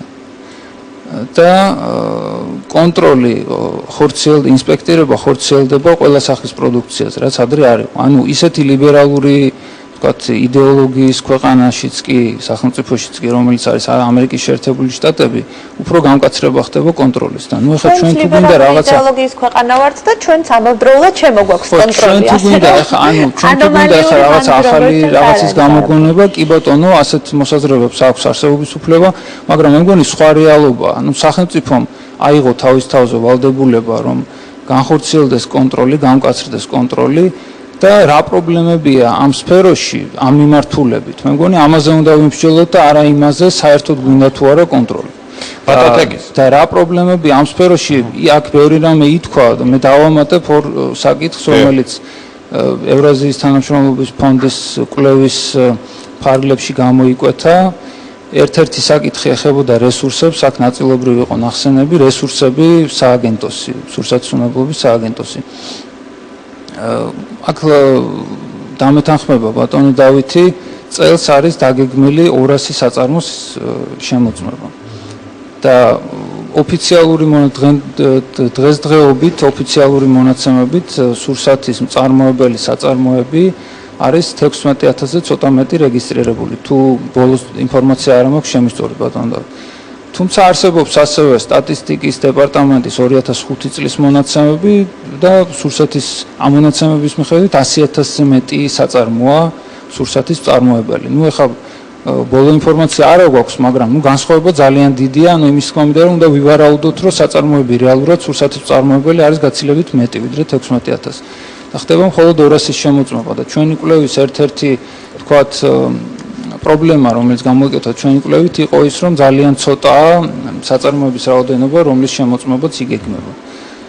და მეორე პრობლემა ეს ეხება ლაბორატორიებს, ანუ სრულყოფილი შემოწმება შეუძლებელია თუ ლაბორატორიული კვლევა არ მოხდა და აქაც გვაქვს დიდი პრობლემები. არის ზოგიერთი სახის კვლევები, რომლებიც არც ერთი ოფიციალურად აკრედიტირებული ლაბორატორია არ ატარებს საქართველოში, მაგალითად გენეტიკურად მოდიფიცირებულ პროდუქციას. და სხვა კიდევ არის უამრავი პრობლემა ამ სფეროში, ამასთან დაკავშირებით ქონდა ჩვენ ასევე ამასთანავე გვალი მაგიდა და სახელმწიფოს წარმომადგენლებმაც აღიარეს ეს პრობლემები. ანუ მე მგონი აი ამ რაც შეეხება ბატონ თენგის კალადაძე ალბათ ამაზე გვიპასუხებს, რაც შეეხება შემოწმებას 200, თქვენ ამბობთ, რომ ეს არის ძალიან ცოტა. ბატონ თენგის. დიახ, დღევანდელი გეგმის მიხედვით დაგეგმილი არის 200 საწარმო შემოწმება და პარალელურად მონიტორინგიც მიმდინარეობს და დაახლოებით დაგეგმილი არის 2500-მდე სხვადასხვა ნიმუშის შესყიდვა საცალო ვაჭრობის ქსელში და მისი ლაბორატორიული კონტროლი. მინდა გამოვეხმაურო და მცირე კომენტარი გავაკეთო, რაც შეეხება ლაბორატორიის სიმძლავრეებს საქართველოში. მინდა ვთქვა, რომ არც ისე სუსტია, ანუ საკმაოდ კარგი სიმძლავრეები არის. ინერგება ახალი მეთოდები ამ ლაბორატორიებში, სულ ახლახან სტანდარტების სააგენტოში გაიხსნა ახალი ლაბორატორია ევროკავშირის დახმარებით, სადაც დაინერგა მაგალითად ისეთი უნიკალური ანალიზის ჩატარება, როგორც არის დიოქსინის კვლევა, რომელიც ამიერკავკასიაში ვერც იკეთდება საერთოდ. ასევე ჩვენი სამსახურის ინიციატივით და აკრედიტაციის ცენტრის ხელმძღვანელობის ინიციატივით იგეგმება სხვადასხვა საკვებ-დანამატების მეთოდიკების დანერგვა, რომელიც საშუალებას მისცემს ამ ლაბორატორიებს. აი, რაც შეეხება ლაბორატორიებს, საერთაშორისო სტანდარტების რამდენი ლაბორატორია გვაქვს საქართველოში? საქართველოში სურსათის კუთხით არის კერძო აკრედიტებული ლაბორატორიები და დაახლოებით ეს არის 18-20-მდე ლაბორატორია, რომლებიც თანამშრომლობენ ჩვენ სამსახურთან, ანუ სურსათის კვლევა ტარდება აი ამ კერძო ლაბორატორიებში საქართველოს სხვადასხვა ქალაქებში. იმისთვის რომ თქვათ არ შემოწდეს მხოლოდ 200 და შემოწდეს უფრო მეტი საწარმო, ამისთვის რა ჭირდება შესაბამის სამსახურს? შეიძლება მე იმას აკვირვებ. კი ბატონო, როგორ თუ შეიძლება. ერთი სტრუქტურის წარმომადგენლები ხართ, კი ბატონო. 200 რეალურად დაიგეგმა წინა წელს. ანუ ჩვენ ავწონეთ ჩვენი საკუთარი ძალები, მათ შორის როგორ ხდება პროცესების მენეჯმენტი ზოგადად. და ჩვენ ჩავთვალეთ, რომ ეს იყო ამ ეტაპზე შესაბამისი რიცხვი და მოდი ვნახოთ გამოცდილება. შეიძლება სადღაცას ვერ გავაკეთოთ ისე როგორც საჭიროა, ვისწავლოთ ჩვენი გადადგმული ნაბიჯების შესაბამისად და თუ ვინმეს უნდა რომ ეს 200 გაიზარდოს 10000-მდე, მაშინ გარანტია მოგცეს, რომ მაგალითად ჩვენი ინსპექტორი ქთამს არ აიღებს და თავის თავზე აიღოს მაშინ მომავალში ეს. თუ ამას ვინმე გააკეთებს და გარდა ამისა რეგლამენტატორმა როგორ მოხცეთ ამის გარანტია? მაშინ ჩემი პასუხი ეგ არის, რომ ამისი მენეჯმენტი არის საკმაოდ რთული. თვითონ პროცესი დაგეგმა ამისი არის საკმაოდ რთული.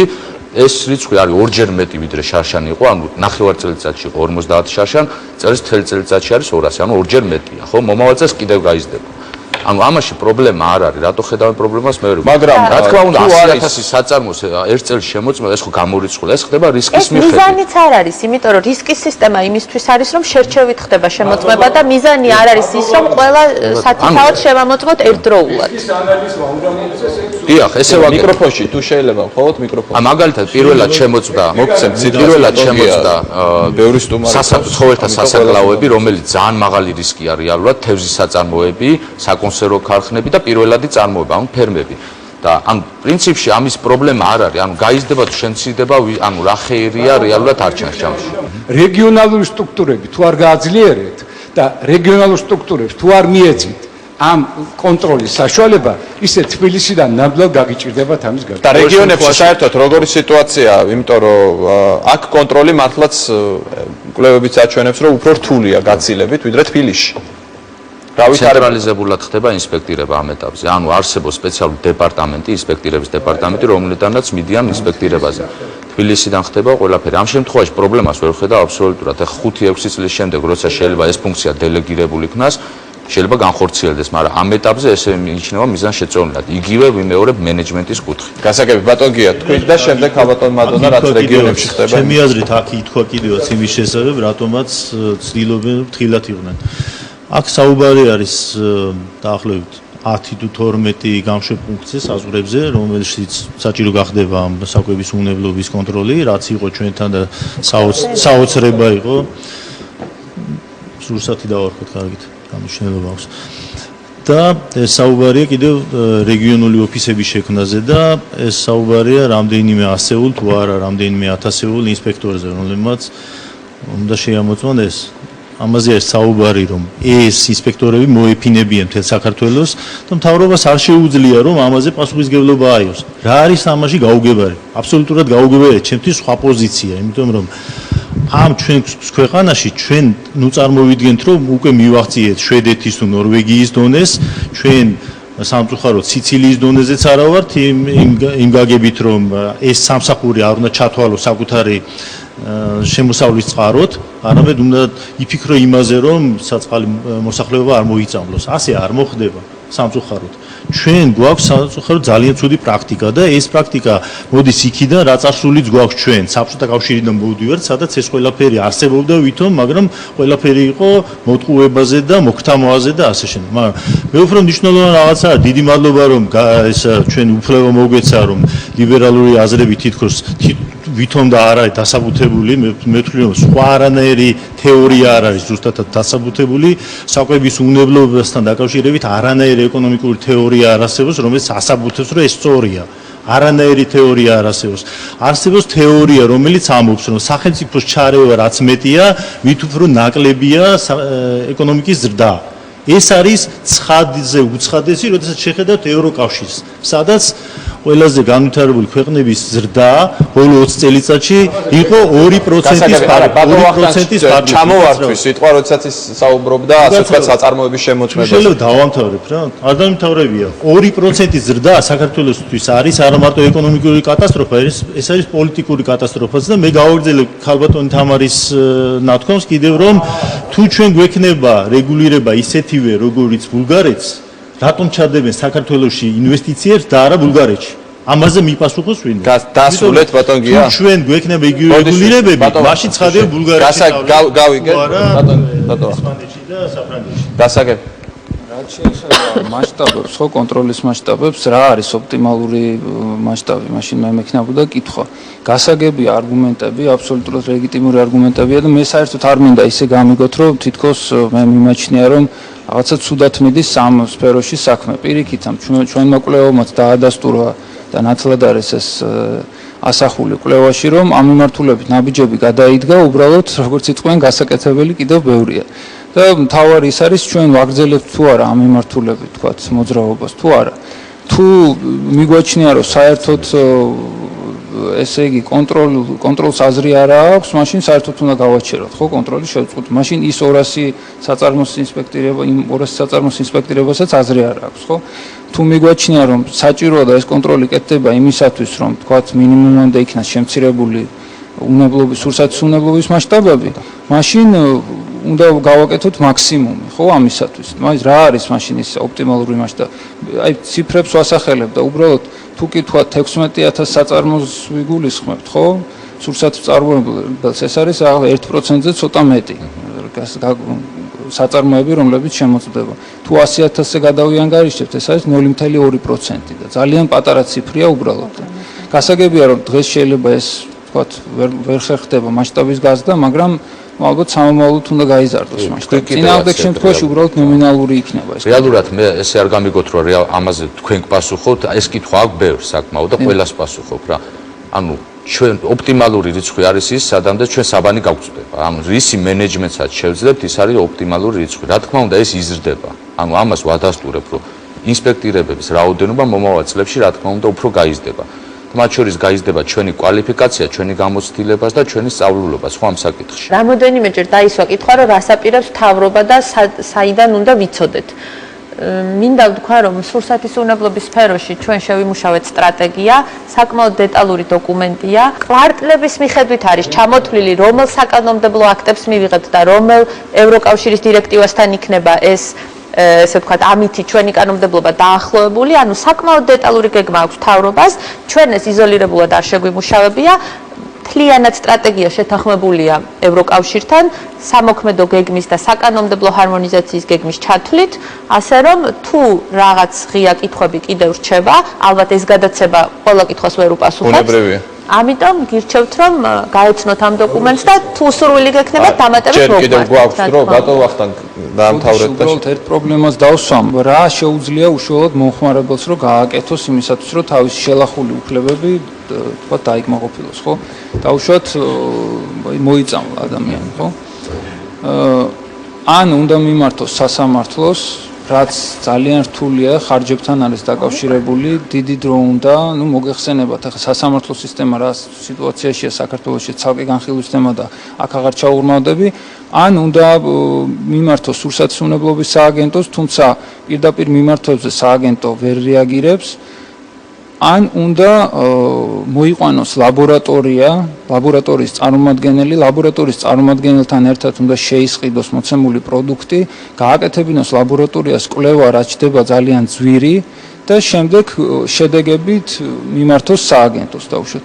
რაც პრაქტიკულად შეუძლებელია ამის გაკეთება, ჩვენი რეალობიდან გამომდინარე, თქვათ მიზანმიმართულად ამას რაღაც ორგანიზაცია თუ არ გააკეთებს, რიგით მომხმარებელს ძალიან გაუჭირდება ამის მაგალითები მე პირადად არ ვიცი. ანუ პრაქტიკულად მექანიზმი იმისა, რომ მომხმარებელმა თავისი აქტივობით დაიცვა საკუთარი უფლებები, არ არსებობს, არ მუშაობს საქართველოში და ალბათ ამ კუთხითაც რაღაცა უნდა გაკეთდეს. გასაგებია. კაბატონ ნათია, თქვენ გსურდათ რაღაც თქმა? მინდა დავაკონკრეტო, არც ერთ ქვეყანაში და არც ერთი რეგულაციით და არც ერთი პრაქტიკით არსად არ ხდება ესეთი რაღაც, რომ რამდენი საწარმოც არის, იმდენი საწარმო მოწმდება, რომელიმე ქვეყანაში რამდენი სურსათის წარმოებელი საწარმოც არის, ანუ 100%-ით ხდება მათი შემოწმება, ან თუნდაც 50%-ით, ან თუნდაც 30%-ით.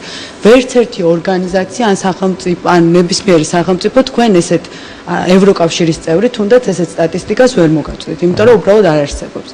ეს ერთი კომენტარი. რაც შეეხება როგორ ხდება ანუ ინსპექტირება და ანუ აი რეკომენდაციებთან დაკავშირებით მინდა ქალბატონ მადონას კომენტარს გამოვეხმაურო, ანუ რეკომენდაციას აძლევენ საწარმოები, მაგრამ დრო არ არის თქვა, ანუ ესე კი არ ხდება, რომ აი ერთი წელი თქვათ ყველა საწარმოს ნებისმიერ შეუსაბამობის გამოსწორებისათვის. არა, ეს არის უბრალოდ აი როდესაც ამოქმედდა ინსპექტირების წესი და ზოგადი ჰიგიენის წესი, იქიდან ერთი წლის განმავლობაში, თქვათ ან კონტროლი როცა დაიწყო საწარმოების, იქიდან ერთი წლის განმავლობაში უბრალოდ ხდება რეკომენდაციების მიცემა იმისათვის, რომ ასე ვთქვათ, კომპანიებიც გაერკვნენ, თქვათ, რა სამოწმებენ და რომ დრო ქონდეთ მოსამზადებელი და ერთი წლის შემდეგ უკვე ჩვეულებრივად დაჯარიმდება და იქნება სანქციებიც და ეს ერთი წელი სხვათა შორის რეკომენდირებული იყო ჩვენი ექსპერტების ერთ-ერთი იყო შვედი ექსპერტი და ერთი ესტონელი ექსპერტი,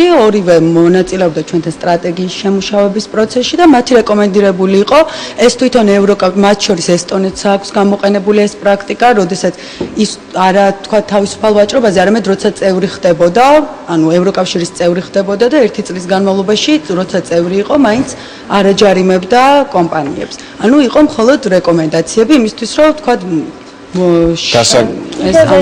გასაგებია. მოდით, ბოლოს შეკითხვა უნდა დავშვათ და რაც შეიძლება მოკლედ, თითოეულმა რესპონდენტმა უპასუხოს. დავიწყოთ თქვენგან ბატონ ზოია, რა უნდა გაკეთდეს იმისთვის, რომ საქართველოში მომხმარებლის ინტერესები იყოს დაცული. კი ბატონო, თუნებას მომწევ. პირველ რიგში ძალიან მოკლედ მე საერთოდ მინდოდა დამეწყო მადლობით ხელისუფლებისადმი, რომელმაც მონახა თავის თავში პოლიტიკური ნება და კანონი სრულყოფილ მდგომარეობამდე აღადგინა და მოიყვანა წესრიგში. და მე რა თქმა უნდა, როგორც ამ კანონის ერთ-ერთი შემომქმედი და როგორც მისი მომხსენებელი პარლამენტში და მთავრობაში, თვალყურს ვადევნებ აღმასრულებელი სტრუქტურების, ასე ვთქვათ, მუშაობას ამ მიმართებით.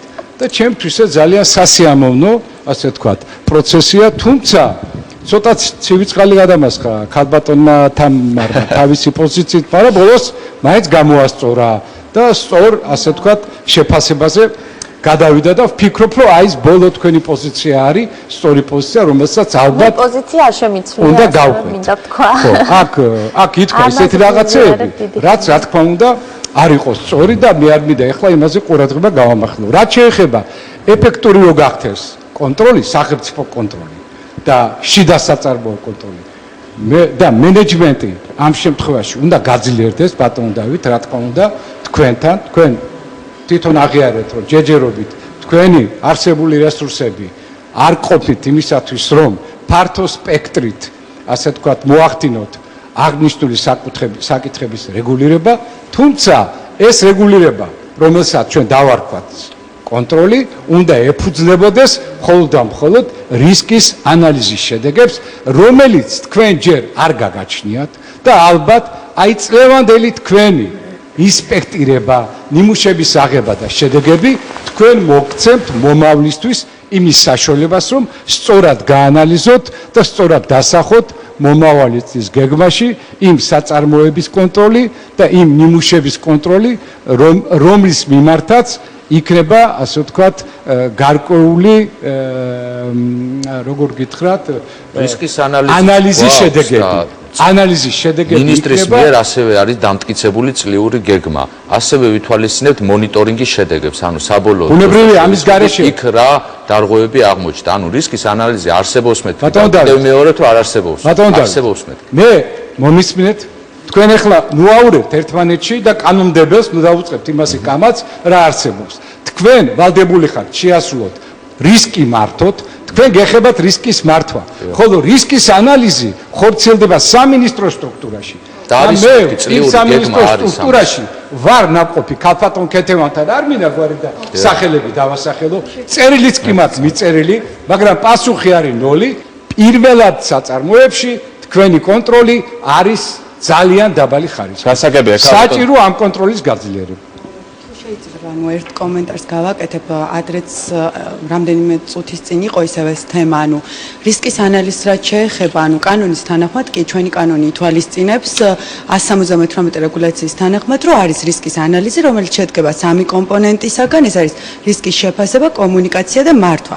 მაგრამ არც ერთ რეგულაციაში და არც ერთ დოკუმენტში არ წერია, რომ ეს ვისი ფუნქცია უნდა იყოს, მათ შორის არც კანონში ანუ უბრალოდ რეგულაციებში და არსად ესე დადგენილი არ არის, ეს შეიძლება იყოს როგორც სურსათის უნებლობაზე პასუხისმგებელი ორგანოს ფუნქცია, ისე ვთქვათ პოლიტიკის შემუშავებლის ხო და ამასთან დაკავშირებით იმის თქვა მინდა რომ როგორც სოფლის მეურნეობის სამინისტროში არის ვთქვათ რისკის ანალიზის განმახორციელებელი სამმართველო, ასევე იმისათვის რომ კიდევ უფრო გაძლიერდეს და დაიხვეწოს ეს სისტემა, ასევე სურსათის ეროვნულ სააგენტოში შექმნილია სპეციალური სამმართველო, ისინი თანამშრომლობენ, ორივე ემსახურება რისკის ანალიზს და ანუ საერთოდ ანუ ამ ხრივ პრობლემა არ არის. რა შეიძლება ერთი წუთით პირველად ძალიან მოკლედ შეიძლება ჩვენ დრო წარმოებასთან დაკავშირებით მინდა ვთქვა პირველად წარმოებასთან დაკავშირებით არსებობს 173 დადგენილება, რომელსაც აქვს უკან სპეციალური ჩეკლისტი ინსპექტორისათვის, რომლის მიხედვითაც ხდება პირველადი მწარმოებლების შემოწმება და კიდევაც შეამოწმეს სურსათმფლობელო სააგენტომ პირველ წარმოებაში. თუ შეიძლება ბატონგი. დიდი მადლობა. ეს ადვოკატურა პრემიერ-მინისტრის სამსახურიდან არის მოსული საინფორმაციისთვის. ქალბატონი ნათია მეთის ფაქტი მინდა გავიხსენო, რომ ჩვენ შევქმნით ამ ბოლო ხანებში ტყის ინსპექცია, რომლის თანამშრომელთა 80% ან დაიჭირეს, ან გაათავისუფლეს ბოლო ხანებში და ეს მიუთითებს იმას, რომ ეს პრობლემა ჯერჯერობით სამწუხაროდ არსებობს. მეორე საკითხი არის, მე არ დავეთანხმებ კატეგორიულად ნათიას, რომ ევროკავშირში თუ სადმე მსოფლიოში საკვების კონტროლი არ ხდება, ხდება სრული კონტროლი, ამას ახერხებენ მომხმარებლები თვითონ. არსებენ კერძო პირები, კერძო კომპანიები, კერძო ორგანიზაციები და თვითონ მომხმარებლებიც უშუალოდ, რომლებიც საკუთარი მოქმედებით ცდილობენ თავი აარიდონ მავნე საკვების შეძენას და ჭამონ ის, რაც მათ აი ეს როგორ ატყობენ, ეს არის მათი საქმე. ჩვენი საქმე არ არის. ჩვენ როცა ვსაუბრობთ მომხმარებლის უფლებებზე, მომხმარებელს აქვს ერთი ფუნდამენტური უფლება: იყიდოს ან არ იყიდოს. და არ იყიდოს მისივე ისეთივე უფლებაა, როგორც იყიდოს. ამიტომ ჩვენ თუ მის საქმეში ჩავერევით და ვიტყვით, რომ მთავრობა ჩაერიოს, აქ ძალიან მნიშვნელოვანია მთავრობა ჩაერიოს და მეტი ფუნქციები აიღოს თავის თავზე, მეტი ფული დავახარჯოთ აქ და ბიუროკრატებს მეტი საშუალება მივცეთ, რომ ბიზნესი აკონტროლონ. ჩვენ მივალთ ისე უკან, სადაც ვიყავით. ჩვენ შევქმნით ისეთ ქვეყანას, ისეთ სახელმწიფოს, სადაც თქვენი აზრით რატო შემოთავაზა ევროკავშირმა ეს რეგულაცია?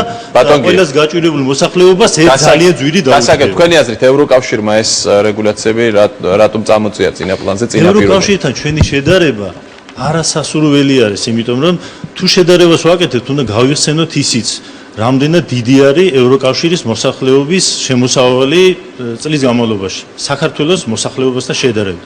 მათი შემოსავალი არანაკლებ 12-ჯერ უფრო მაღალია ვიდრე საქართველოს მოსახლეობის. ამიტომ, როდესაც ჩვენ მივაღწევთ მათ დონეს $30,000 ერთ სულ მოსახლეზე შემოსავალს, მაშინ შეიძლება დავფიქრდეთ იმაზე, საჭიროა თუ არა სახელმწიფო ჩავრიოთ ამ სფეროში.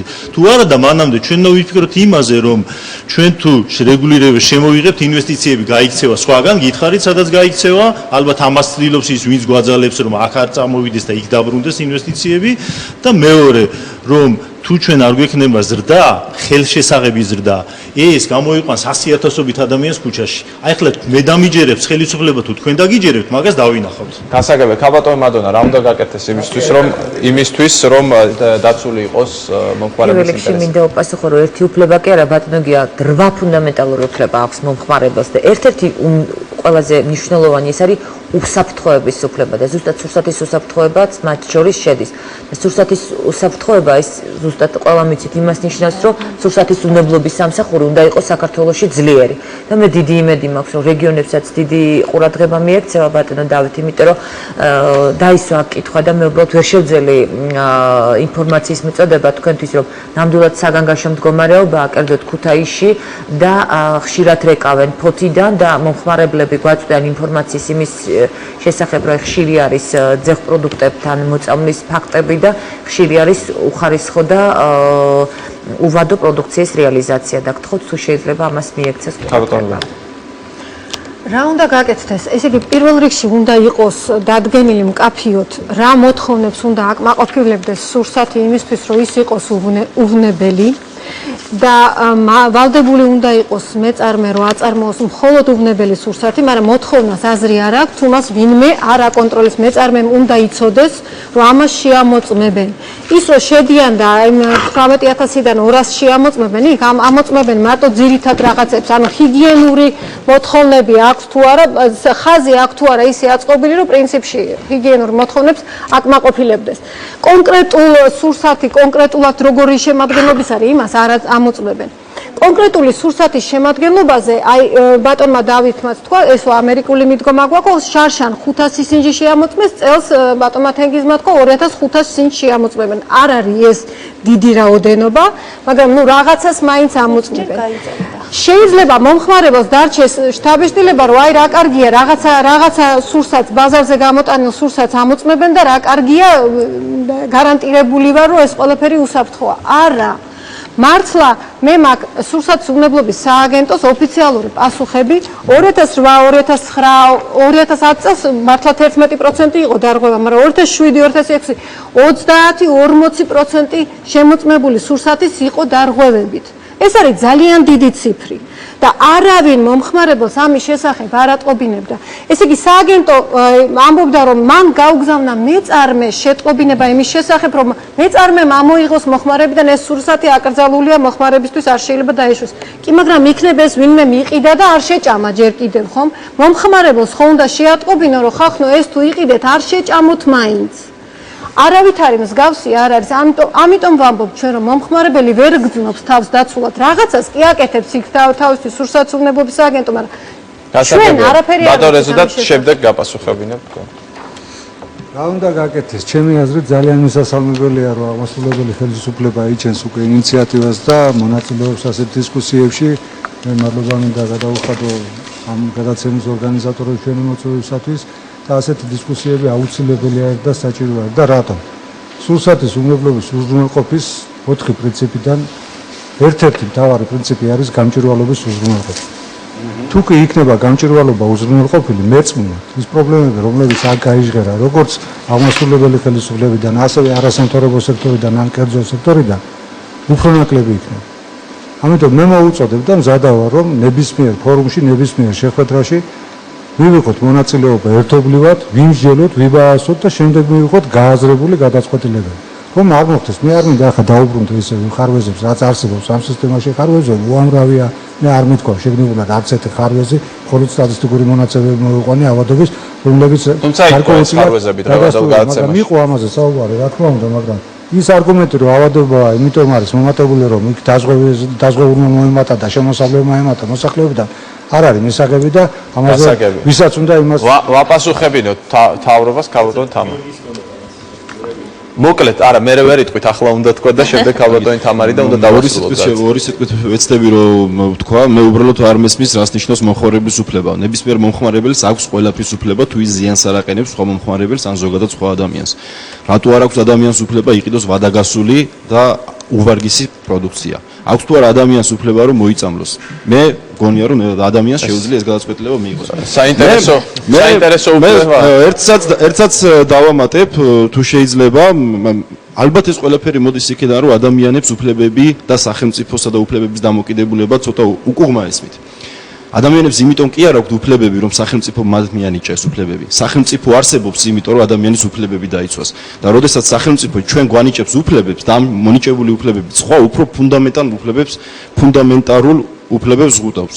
მაგალითად თავისუფლებას. ეს უფრო მტკივნეული უნდა იყოს ნებისმიერი ადამიანისთვის, ვიდრე ის, როდესაც ჩვენ სახელმწიფო გვანიჭებს რაღაც უფლებას და ამით ბედნიერები უნდა ვიყოთ. თუ ამ ქვეყანაში იცხოვრებენ ადამიანები, რომლებსაც უყვართ თავისუფლება, ეს ქვეყანა შედგება. გასაგებია. თუ არა არ შედგება. გასაგებია. ქალბატონ თამარი. დიდი მადლობა. ასევე მინდა მადლობა მოგახსენოთ, რომ ეს გადაცემა, ესე ვთქვათ, შედგა და ჩვენ დღეს საკმაოდ საინტერესო დისკუსია გქონდა. მე მგონი ძალიან ბევრი მნიშვნელოვანი საკითხი დაისვა. ჩვენ ნამდვილად გვინდა, რომ ამ თემებზე დიალოგი გავაგრძელოთ დაინტერესებულ მხარეებთან. ალბათ იმ თემაზე დისკუსია, სურსათის უნებლობის სისტემა უნდა გქონდეს თუ არა, ცოტა უფრო დაგვიანებულია, იმიტომ რომ მთავრობამ ეს პოლიტიკური გადაწყვეტილება მიიღო და როგორც ვახსენე, შესაბამის სტრატეგიაში საკმაოდ დეტალურად ასახა და ეს სტრატეგია დაამტკიცა. ანუ ჩვენ გადავწყვეტეთ, რომ ამ სისტემას ვნერგავთ, თუმცა ძალიან მნიშვნელოვანია, რომ ეს გავაკეთოთ საკმაოდ ფრთხილად, ჭკვიანურად და გონივრულ ვადებში, ეს ადრეც თქვი და კიდევ ერთხელ ვიმეორებ, საშუალოდ, მაგალითად, დღევანდელი ევროკავშირის წევრ ქვეყნებს საშუალოდ 10 წელი დაჭირდათ იმისთვის, რომ სურსათის უნებლობის სისტემა მეტნაკლებად სრულყოფილად დაენერგათ და ჩვენ ნამდვილად არ უნდა გქონდეს მოლოდინი, რომ წელს 1 წელიწადში ან თუნდაც 2 წელიწადში დავნერგავთ ამ სისტემას ისე, რომ ის დაემსგავსება სრულყოფილად ევროპულ მოდელებს. ამას იმიტომ ვამბობ, რომ რამოდენიმეჯერ დაისვა რისკის სისტემის საკითხი, 200 საწარმოს საკითხი და ასე შემდეგ. ეს არის პროცესი და კიდევ ერთხელ ვიმეორებ, ეს პროცესი უნდა წარიმართოს ძალიან ფრთხილად და გონივრულ ვადებში იმისათვის, რომ საპირისპირო შედეგი არ მივიღოთ. რისი რისკები შეიძლება არსებობდეს. გასაგებია. ძალიან დიდი მადლობა მინდა გადაგიხადოთ ყველას გადაცემაში სტუმრობისთვის. ჩვენი დღევანდელი დისკუსია ამით დასრულდა და ჩვენი გადაცემის მესამე ბლოკში საინტერესო ფაქტები ევროკავშირის ისტორიიდან. 1968 წელი ახალი ევროპული საბაჟო გაერთიანების შექმნა, 1969 წელი ჰააგის სამიტი, პირველი ნაბიჯები ეკონომიკური და სავალუტო გაერთიანების ჩამოსაყალიბებლად. საინტერესო ფაქტები ევროკავშირის ისტორიიდან რამდენიმე წუთში.